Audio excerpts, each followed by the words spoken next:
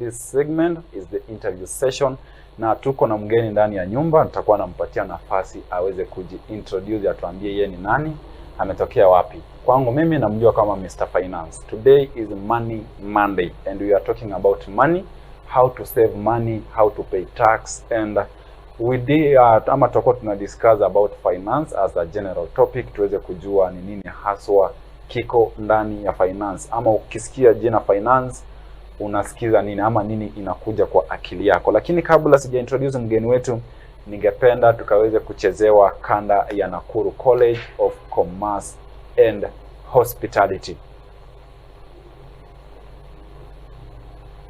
Nakuru College of Commerce and Hospitality is a state-of-the-art school offering holistic education from artisan levels to advanced diploma. We offer courses in food and beverage production, catering and accommodation, pastry and baking, culinary arts, tour guiding and operation, tourism management, tourism and business management, fashion and design from artisan level to higher diploma, sales and marketing, banking and finance, accountancy, business management, ICT, CPA courses, hairdressing and beauty therapy, cosmetology, electrical engineering and installation. We have short courses like public relations, event management, entrepreneurship, interior decorations. We also offer languages like Spanish, German, French, and Chinese. Our examining bodies are NEC, ICM, CASNEB, NITA, KISM. We also have hostels for those coming from distance places. For more information or inquiries, visit us at Equator House, first floor Kenyatta Lane, Nakuru, or call us on 0727 424698 or 0721 582532 or email at info@nakurucollege.ac.ke or visit our website at www.nakurucollege.ac.ke. Nakuru College of Commerce and Hospitality, defining a culture of professional excellence. That is Nakuru College of Commerce and Hospitality. Wewe tunakwambia ufike pale kama mwanafunzi uweze kuchagua ni course ipi utakuwa unaweza kuchagulia uweze kusoma, uone itakusaidia vipi katika maisha. Naam. Welcome to our interview section, na leo niko na mgeni anaitwa Joseph Kanani. Atakuwa anatuambia anaitwa nani kwa sababu mimi namjua kama Mr. Finance. Welcome sir. Thank you so much. Yeah, thank you for keeping time. Yeah, na nashukuru sana kwa kuweza kukubali mwito wetu kuja kuongelea about finance. The other day we called but kukawa na miscommunication kidogo, lakini asante sana kwa kukubali mwito wetu. Ujambo mtazamaji. Yes.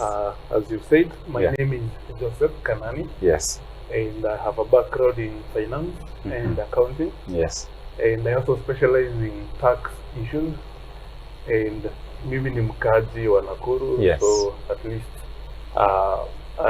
it's an honor to be on your platform to be able to discuss this issue. Okay. Yeah. Okay, fine. Now ungetupatia a little bit history of who you are. Najua hii Nakuru ulikuja kikazi ama ni matembezi ama ni nyumbani? Tuseme Nakuru nimekuja kikazi. Yes. I've been in Nairobi for many years. Although sikuzaliwa huko. Yeah. Nilisomea Nyandarua province. Yeah. Alafu nikaenda Eldoret, that Yeah. is Moi University. Yeah. Then kila mtu akitoka university unaenda kuhustle. Yeah, unaenda kuhustle, yes. Nikahustle Nairobi for many years, maybe 10 or so. Yeah. Then when an opportunity arose to come to Nakuru, nikakuja. And when I compared the life between Nakuru and Nairobi, kaona fadhali ya Nakuru. Yeah. In terms of traffic jams, Yeah. maisha kuwa expensive, Yes. nini. Nakuru is much more blessed. So that is why I chose to remain here. Yeah. Yeah. You have talked about finance. Okay, for the person who is listening or watching from home, can you please tell us what is finance? Aweze kujua. Unajua wakazi wakisikia tukiongelea kuhusu finance, wengi wanafikiria sasa hiyo ni kulipa tax. Tukiongea kuhusu finance, what comes in their mind is about paying tax. So tell us, what is finance? Finance is very, very broad. Yeah. And I would say it's the one thing that every other profession or every other person is connected to. Yes. So kama ingekuwa gurudumu ya kama baiskeli, kale kakitu kanakuanga pale katikati. Hiyo ndio finance sasa. Because fikiria hivi, ukiwa daktari and you're doing your work as a business, it's a professional clinic. So at the end of the day, what are you looking for? Pesa. Ukiwa engineer, unatafuta nini? Pesa. Ukiwa politician, ukiwa whatever you are, ukiwa hata farmer, even most people right now, if you take 10 people na waulize shida yako ni nini, 9 out of 10 watakwambia ni pesa. So basically finance is money and everything else that comprises money. So hapo kuna accounting, kuna mambo ya auditing, kuna mambo ya cost accounting, kuna mambo ya taxation. There are so many things in finance. Okay, now kwa vile umetuambia tax finance, it covers a very broad area ama a very broad section, na tungependa sana, unajua tunaongelea about money. This economy sahi watu wanalia, maisha gharama ya maisha imepanda juu. Now tell us on how to spend money. Watu wakiwa nyumbani, pesa ile kidogo wako nayo bado haiwafikii ama haiwaridhishi bado. Sasa ni vipi mtu atatumia pesa ile ako nayo kuona kwamba anaweza kujikimu kimaisha, on how to spend their money now?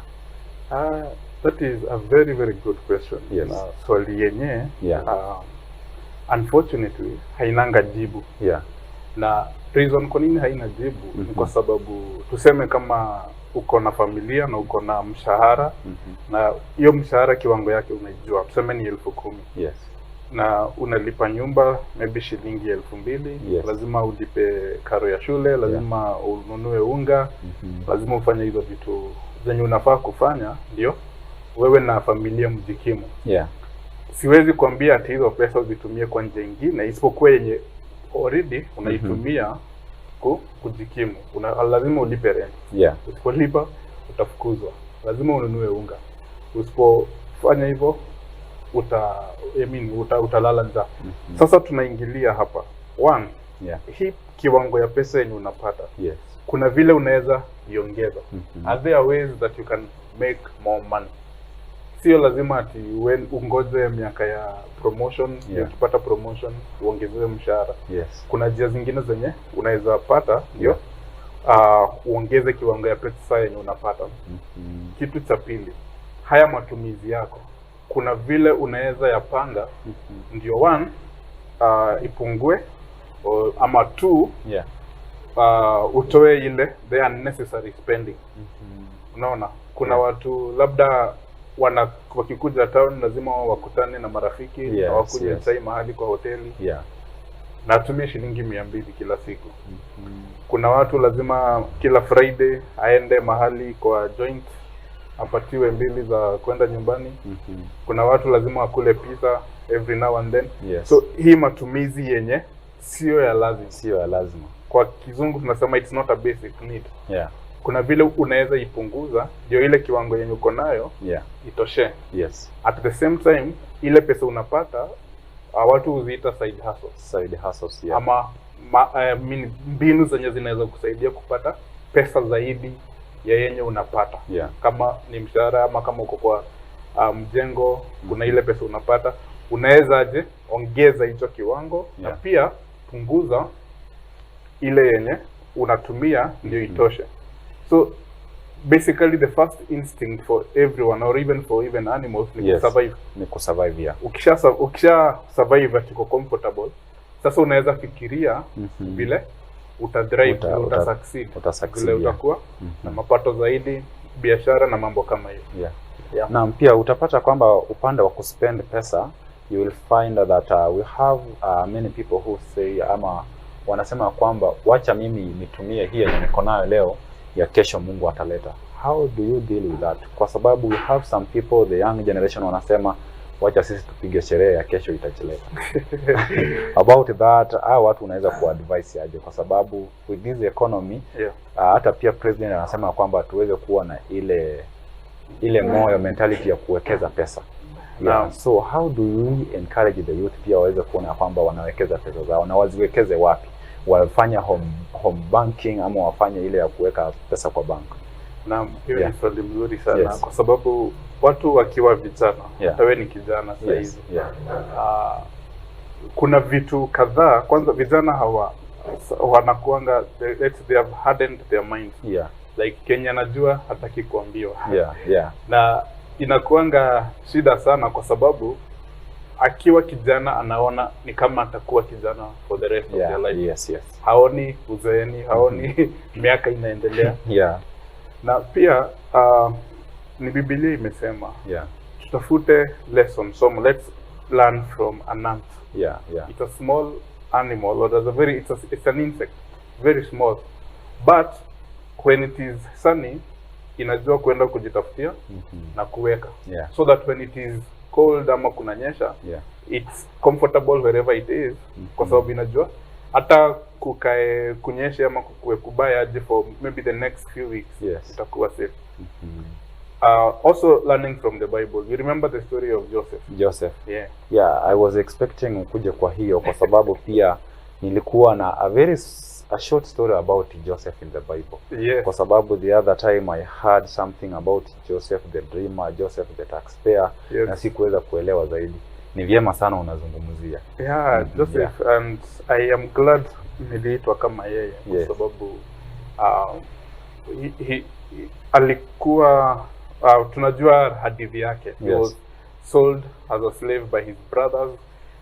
Akaenda Egypt, where he met the Pharaoh, but he had favor because alikuwa mtu wa Mungu. And he was wise. And he rose up to the ranks to become a governor.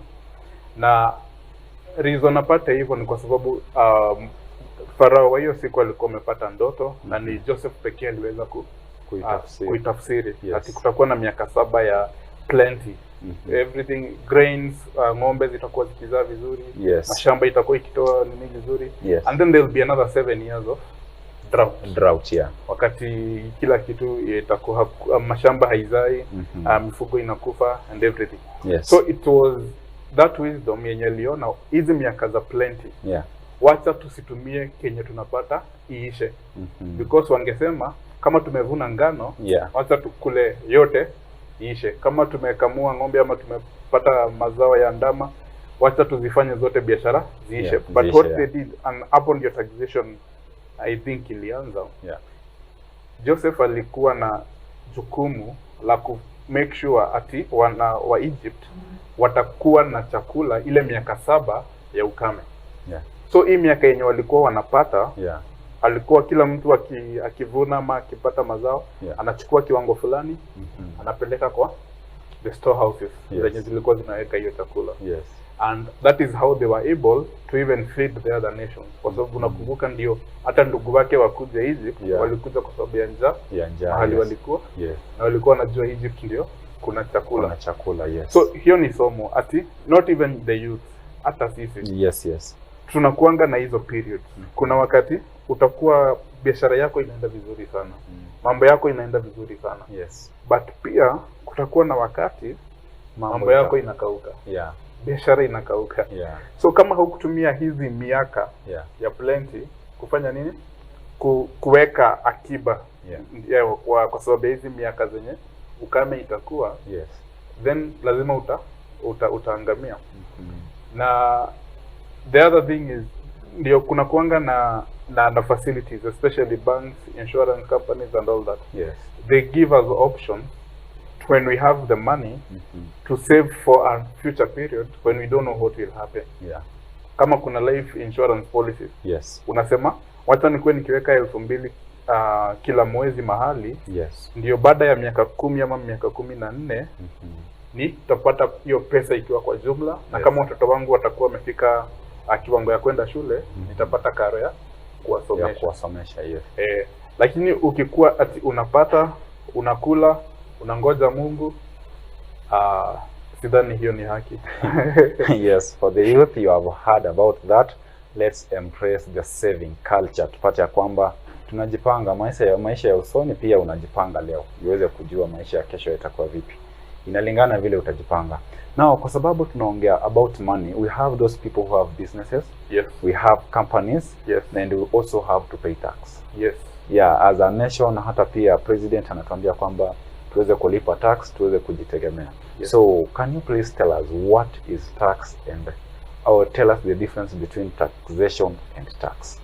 Okay. Yeah. Now, there's a very interesting story. Yeah. That I'll tell you. Yes. Kitambo sana, like those who watch movies, you see the movies, we call them epic. Nyakati za kitambo. Yes. Before civilization. People had already formed groupings, like unaenda hapo unapata kijiji ya watu. Yeah. Unaenda mahali unapata kijiji ya watu. Yes. Wengine wako karibu na mto, they are fishermen. Wengine wako kwa mahali kuna mashamba, yes. They are farmers. Yeah. Wengine maybe wako kwa desert na camels, they are on your transporters wa goods and services. Yeah. Lakini kulikuwa na watu wenye hawakuwa wanataka kuchoka. Yeah. Walikuwa wanaitwa bandits. Mawezi. Yeah. So bandits walikuwa wanakuja, wanakuta hii kijiji yenye ni ya watu wa fishing. Yeah. Wanakuja because they have weapons, they have, you know, they have made their trade, wamekuwa na uzoefu wa kuiba. Yeah. So they come attack you at night ama wakati you're least expecting. They steal all your products, they destroy your houses, they move on. Wanaenda kwa kijiji kingine, wanafanya hivyo. Yeah. So ndio siku moja hawa wanavijiji wakasema hawa watu badala ya wao kuja kila wakati wanatuharibia mali, wanatunini. Si tuwalipe pesa kidogo ya protection. Instead wakuje watuibie. Yes. They protect us from other bandits. So ndio wakaenda wakaambia wawezi, badala ya mkuja mtuibie kila saa, si wacha tukivua samaki tunawapatia kiwango fulani. Yeah. Hao wengine wakaambia tukilima tunawapatia kiwango fulani. Hao wengine wakaambia tukifanya hii biashara yetu tunawapatia kiwango fulani. Lakini from that story, hiyo kulipa kiwango kidogo, hiyo sio kama tuseme sasa ni kulipa ushuru. Like ni corruption. Like natoa kitu kidogo ndio uweze kunipatia service fulani. Naam. Na hivyo ndivyo ilivyo. It's the hard truth that the government that we have today is a representation of the bandits that we had those days. Na lazima tu walipe kitu kidogo. Tulipe kitu kidogo, or rather saizi hata inakonga kitu kubwa, because if you earn 10 shillings you have to give them 3 shillings. Yes. Hiyo si kitu kidogo. So na hapo ndio hiyo sasa civilization and taxation zilianza kuingiana. Ati hawa wenye wanavua samaki kuna kitu wanapatia hawa wenye wanawagovern. Yes. In the name of protection and everything. Na pia sasa wakaanza tutawajengea barabara ndio mkivua samaki mnafikisha kwa soko vizuri. Yes. Tutawafanyia hii na hii. So it's the same thing that happens today, that yes. When the subjects of a nation pay taxes to the authorities, then the authorities provide protection. Yes. Now what we call infrastructures, yes. Social amenities like schools and hospitals and all that. Yeah. So that is how taxation started. Yeah. So tunaweza sema taxation is that process of the subjects paying an amount of their earnings to the governing group. Yeah. So tax now is that amount that is paid. Yes. That levy, whatever percentage it is, ama whatever calculation is used to get it, hiyo sasa yenye imelipwa your tax. So in short, tax can be a levy. Kwa sababu niulize hivyo kwa sababu katika agenda za serikali walituambia kwamba there will be a housing levy. Yes. Na watu wakasema kwamba huenda pia itakuwa ni tax.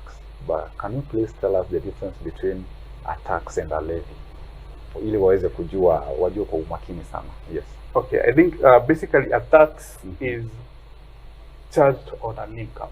Yeah. Like lazima ukuwe umepata mapato. Yes. Ndio ulipe tax. So kumaanisha kama hupati mapato, huwezi lipa, haufai kulipa tax. Yeah. Pia tax iko na percentages, kama sasa tunasema kama unapata kutoka 24,000 ndio unaanza kulipa 10%. Yeah. Kama we ni mwanabiashara, kuna ile wanaita turnover tax. Yeah. Unalipa 3% ya zile mauzo umefanya. Kama uko na nyumba za kukondisha, kuna hiyo percentage. So it's an income inakuja, inalipwa tax.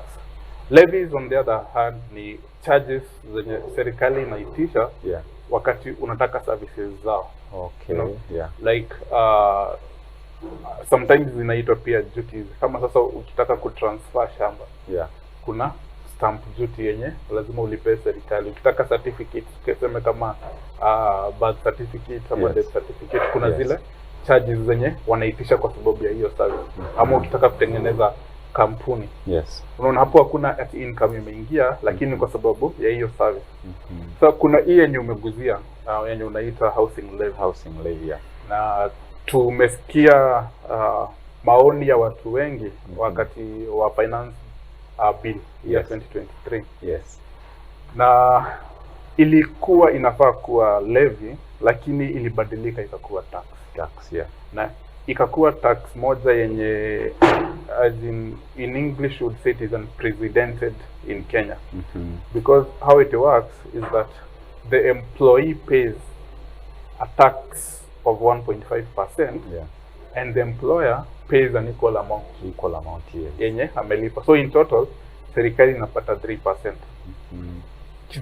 Ikianza ilikuwa ina explainiwa ati tukilipa hiyo levy hiyo ya 3%, itawekwa kwa fund yenye itasaidia serikali kujenga manyumba, alafu itaallocate hizo manyumba kwa watu kulingana, I don't know what criteria they were to use, but walikuwa wanafaa wawapatie.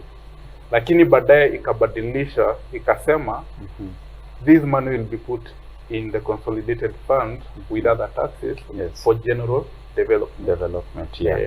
So kumaanisha ni as in, if we were to really ask ourselves if it's a levy or a tax, the correct answer is that it is a tax. Yes. Na sio lazima upate nyumba, kwa sababu sasa wakati barabara zinajengwa itatumika, wakati subsidies zinapatiana na serikali itatumika, wakati mishahara inalipwa they'll still use that money.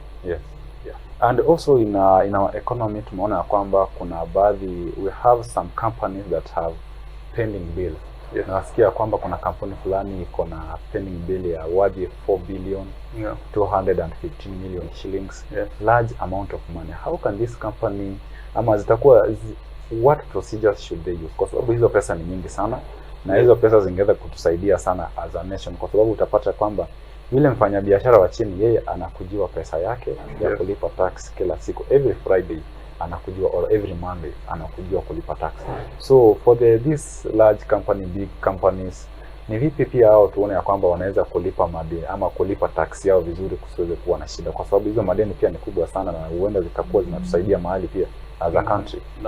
Sasa pending bills zinakuja wakati kampuni imepatiwa tenda na serikali ama serikali ndogo, the county, either kujenga barabara, kutengeneza vitu fulani, kusupply vitu kwa wizara fulani, na hizo na watu wengi pia individuals wenyewe na kampuni wamefanya hizo kazi.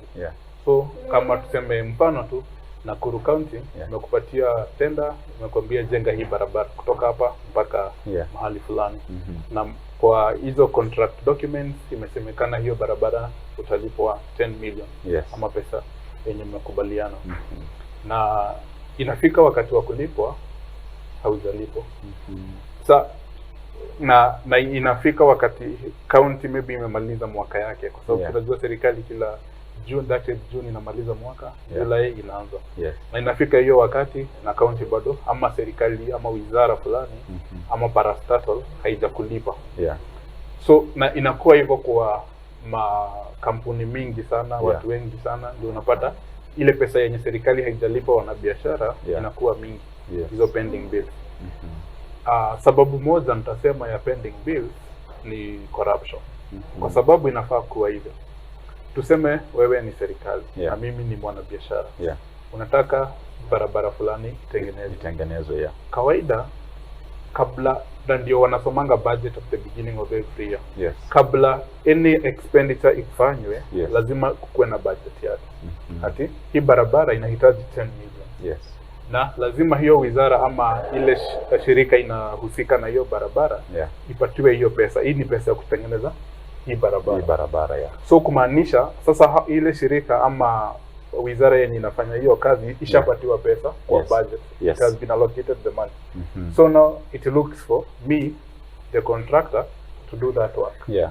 So inafaa nikimaliza hii kazi, kwa sababu pesa already ishapatianwa, nilifanya nini?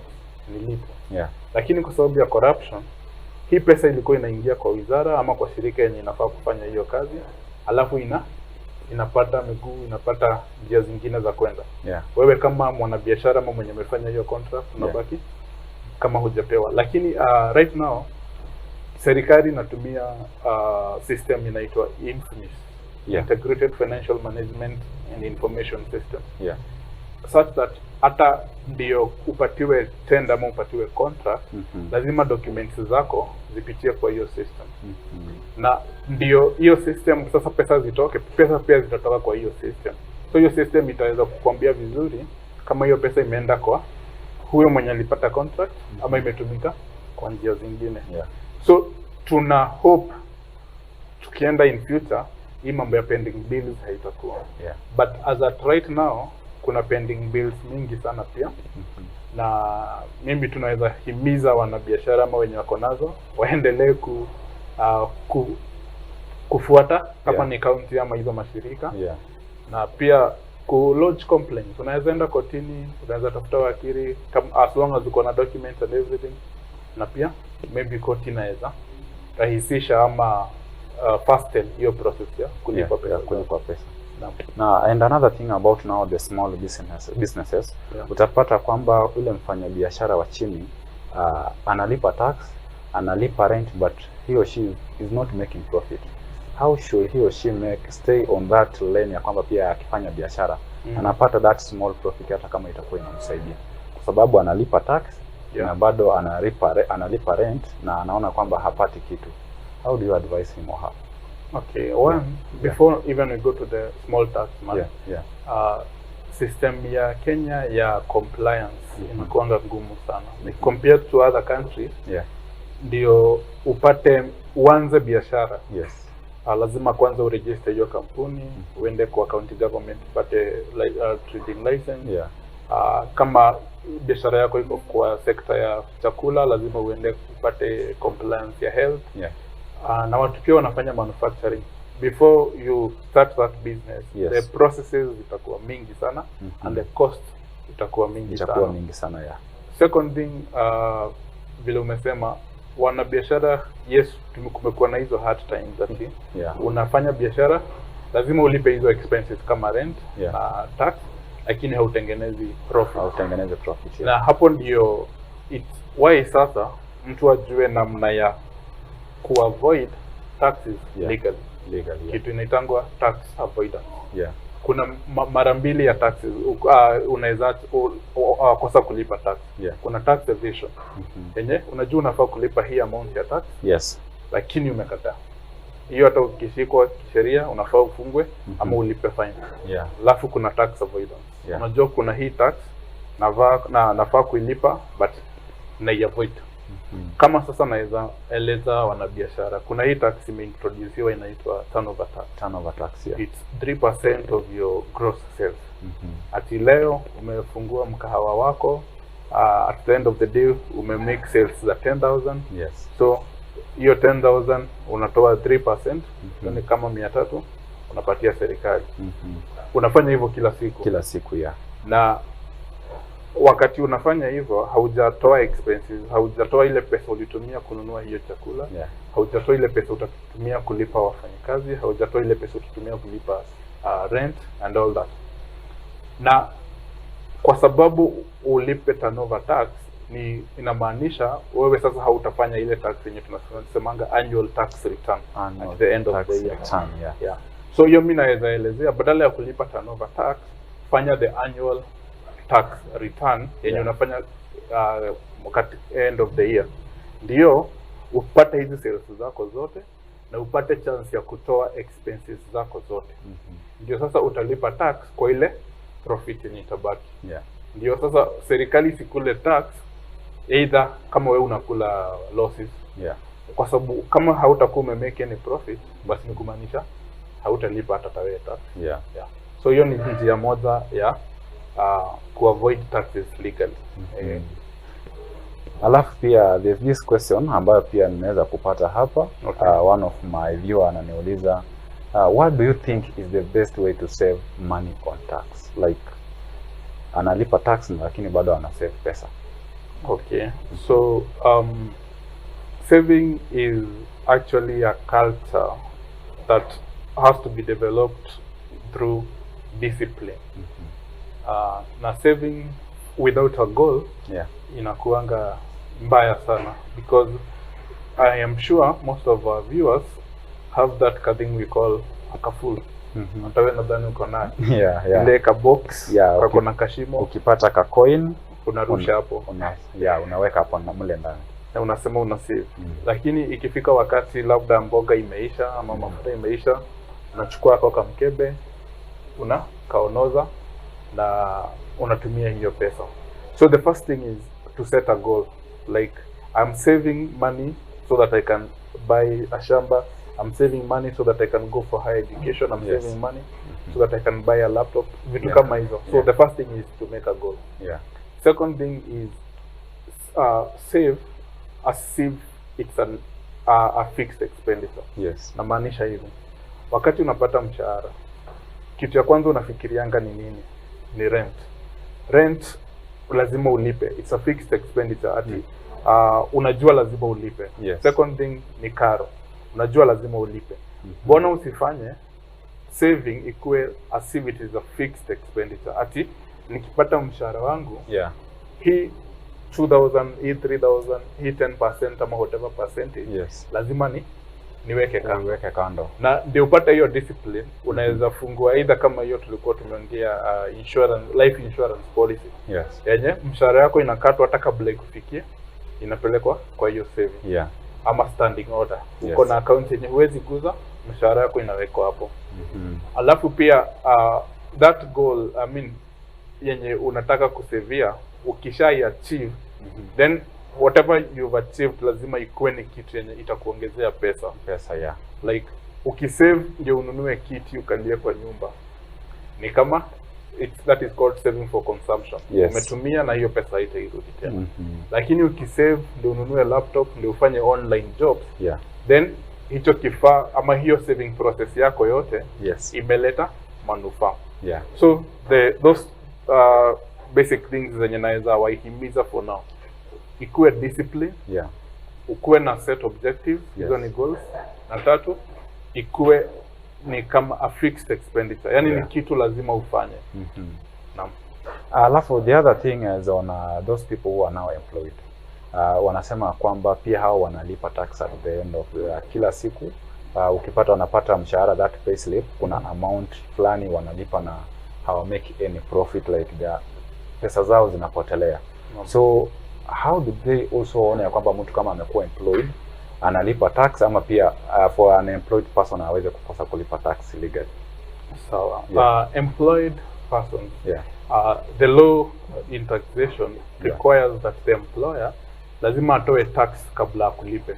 Something we call pay as you earn.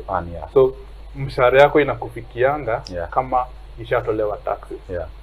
Na ni muhimu sana kukuwa na maarifa kuhusu taxation, kwa sababu unapata uko employed, but as a nurse, as a teacher, as a lawyer somewhere, so kumaanisha knowledge ya taxation ama ya accounting hauna. But kuna vitu kadhaa zenye zinaweza saidia. Kwanza niseme, if you are an employer, you have an employee who is physically disabled, the law requires that person is exempted from taxation. So you're lazima ujue. Ama if you are a worker, you know you're physically disabled, so that is one thing that you should check in your payslip. Ukiangalia uone, then unafaa ku file a complaint. Yeah. So that is one person yenye mwenye anafaa kuexemptiwa. Whether ako kwa biashara ama ako employed. Yeah. Other employees, there are several things that we call tax reliefs na tax deduction. Yeah. A tax deduction ni expense yenye unafanya lakini inatolewa kwa ile pesa ungefanyishwa tax.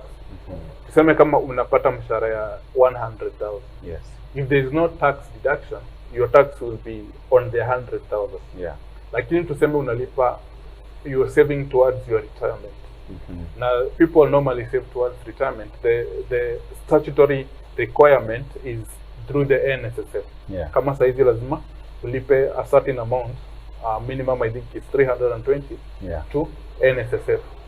So hiyo pesa yenye unalipa towards your retirement inatolewa kwa mshahara kabla uchajiwe taxes. Yeah. So my advice would be this: anything that has that allowance as a tax deduction, maximize on it.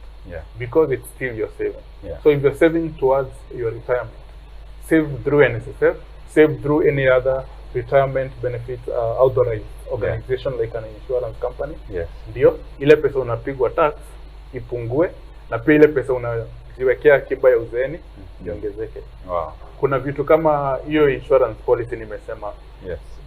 There is that relief again. At every premium that you pay, 15% of it is also exempted from taxation. Yes. So save towards because that is not compulsory. Employer hata kuambia lazima ufanye hivyo. Yes. Lakini juu unajua kuna siku za uzeeni, kuna watoto unafaa ufunze after certain age, save for them through an insurance or life insurance policy. Yes. Whatever premium ile pesa ni unalipa monthly, ikitolewa kwa payslip yako, pia a certain amount of tax ina katwa ndio usilipe hiyo amount. Yes. If you want to own a home, this is what we call taking a mortgage. Again, the mortgage interest is also an allowed deduction from your taxes. So make sure you take those advantages of the deductions that are made. Ndio badala ya kusave after umepata mshahara, save before upate mshahara. Ndio zikatwe kwa salary, ndio tax yenye unalipa ipungue. Yes. Na pia watu wenye ni independent, maybe contractors, independent consultants. Yes. Ukienda mahali kutafuta kazi, go there as a consultant. Don't go there and be put in the payroll with everyone else. Because as a consultant, the employer is required to deduct only 5% of whatever they are paying you, alafu akupatie the other amount. Unlike an employee whom they deduct 30%. Yeah. So as a consultant, then you'll make your annual returns at the end of the year. Na utatoa all the expenses that you've had during the year. Ndio uweze ku reduce the amount of taxes that you pay. So you saving your money, and at the same time you're reducing the taxes that you're paying. So you're getting a bigger savings in your pocket. Okay, fine. Now for the companies, can a company show a positive net income and still goes bankrupt? Yes. Yeah. You see, bankruptcy, in very simple words, ni wakati tunaweza sema unga imezidi maji. In accounting terms, we look at it this way. A company or any business that they are of is made up of assets. Assets ni zile vitu kampuni inatumia kuendeleza biashara yake. Like for instance, if you have a taxi hiring company, the cars are the assets. Yes. So if these are the vehicles, these are the assets of the company. These are the assets or the things that define that company. Now, the second question that is asked: how does the company acquire these assets? There are two ways. One, the owner can inject his savings. Yes. So kama ni owner amenunua hizi assets na pesa yake, tunaita hiyo capital. So the owner has used his savings to buy the assets of this company. The second way that a company can acquire these assets is through debt. Utaweza enda bank, chukue loan, you acquire the assets. So bankruptcy so in your books of accounts, lazima that balance ikue. Ati these assets equals what you used to acquire them. Kama ni pesa yako yenye ulitumia na pesa yenye uliomba. So if these assets are worth 1 million, you borrowed 800,000. then there has to be another 200,000. Another 200,000 that you inject now. Yes. Okay. Now problem inakujia hapa, ama mahali unga inazidi maji inakuja hapa. Yeah. Wakati hii equation yenye tumesema inakataa kubalance. Ati uko na assets lakini vile ulizipata especially hii part ya debt iko juu. Uko na assets worth 1 million. Yes. Lakini madeni zako ni 2 million. Hapo unaona sasa unga imezidi maji. Maji yamezidi unga. Maji yamezidi. Because in any case, even if you were to sell these assets, you cannot be able to repay this debt. Na hiyo inafanyika kwa sababu gani? One, kuchukua deni ziko na very high interest. Yes. Unaenda kwa Shylock, unachukua deni. Deni yenye maybe unaambiwa ni 10% every day. Yeah. So kumaanisha liabilities ama debts zako zitakuwa juu. Second thing, unachukua deni lakini badala ya kuifanyisha kazi yenye ulisema unaitoa unaifanyisha kazi zingine zako. Okay. Now to go back to your question. Yeah. So it's possible that hii kampuni sasa wakati inafanya biashara zake, if it's a taxi hire business, at the end of the day they make 30,000 shillings, na expenses are 20,000. Yeah. So if you take the income of 30 minus the expenses of 20, you get a profit of 10%. So it is making a profit, lakini hii pande ingine inaenda bankrupt. Imeenda bankrupt. Okay. Yeah. Fine, because of time, kwa sababu hii topic finance, it's a very shallow topic. Na tunaweza kuongea hadi kesho. Lakini sasa kwa ajili ya muda ningependa sana uweze kutuambia maneno yako ya mwisho, kwa sababu the questions ambazo nilikuwa nazo there are very many. Na labda tutatafuta wakati mwingine tena tuweze kualika tuweze kuongea about the myth and the misconception, how to stay on those regulatory services, ama zile rules ambazo zinawekwa pale, you as an accountant uweze kutuambia hizo vitu zote. Lakini sasa kwa dakika 2 ningependa uweze kutuambia jinsi ya yule mtazamaji anaweza kuona ya kwamba analipa tax, anajisimamia vizuri, ama kama vile umesema anaweza avoid kulipa tax legally na asifuatwe na serikali yoyote ama na mtu yoyote kuona ya kwamba amekujwa ama kuja kuchukua vitu zake. So in less than one minute, tell us your parting shot, tuambie tukupate wapi, nini hasa unafanya. Sawa. Na Mamlaka TV is gospel based. I'll base my closing argument on the Bible. Yeah. And in the book of 1 Kings chapter 3. Yes. When God appeared to Solomon in a dream and asked Solomon, nataka nikufanyie nini? Yes. And Solomon, or we generally say that Solomon asked for wisdom. Yeah. But the Bible says that Solomon asked for wisdom and understanding. Yes. And in the book of Proverbs, those key things are talked about so much. Yes. And what is wisdom? Wisdom is the combination of knowledge and understanding. Yeah. Na ndio sasa pia mimi nikuwe maybe fluent kwa mambo ya finance. Yeah. I would say I have wisdom in finance. Yeah. Meaning I have both knowledge and understanding in this field. Yeah. So pia mtazamaji wetu, get wisdom also in these things. Yeah. Like if you watch the breakfast show with Derek, for instance, there are so many things that you learn. Yeah. If you go to your maybe devices don't just go for entertainment. Also go and be educated. Yeah. I have an organization called Ufalme Wetu. Yes. My number is 0745 21 47 16. Yes. And we discuss these kind of things. We try to bring entrepreneurship, finance, taxation, all this kind of knowledge, but on a practical way, in a practical way. Sio vile tulisoma kwa shule unaambiwa this is how it does. So you got the knowledge but you didn't get the understanding. So haukupata wisdom. So in all ways get wisdom. If you're in any other field, try not to get wisdom in the area of finance. Yes. So as we said at the beginning, this is the hub of everything else. Asante. Asante sana. Thank you so much. That has been Mr. Joseph Kanani, an accountant. Kwako mtazamaji, ni fursa hii, umechukua fursa hii, umeweza kupata hiyo elimu, uone jinsi utakuwa unalipa tax. Tulipe tax tuweze kujitegemea, na pia tuone ya kwamba tunajiendeleza kama nchi sisi wote. Na hapo ndio nitakuwa natia kikomo kwa sababu ya muda, sitakuwa ninasoma comments na naambiwa kwamba muda umeweza kukwisha. ni kwako wewe, jukumu la sasa ni lako. Ukiwa mfanya biashara pale, ile discipline ambayo tumeweza kuambiwa, be discipline in your work, uweze kuona kwamba ile profit ambayo unapata, have that saving culture, uweze kusave, uweze kujiona kwamba zile pesa unaweza kuzitumia pale mbeleni kama ni retirement benefits, ama pia zitakuwa zinakusaidia kulipa karo ya wanafunzi ama ya mwanafunzi pale nyumbani na kule shuleni pia. Na hapo ndio nitatia kikomo. Kumbuka kuwasiliana nasi kupitia mitandao zetu za kijamii, that is on Facebook, and we also have a YouTube account, that is Mamlaka Television. Fika pale, send us your comment, tutumie message, utuambie nini haswa kinakufurahisha ama umejifunza nini kutokana na haya mahojiano ya finance of paying tax well. Nitakuwa natia kikomo hapo, lakini nitakuwa na kuacha na vipindi ambavyo vitakuwa vinakuburudisha pale, that is cartoon editorial pale.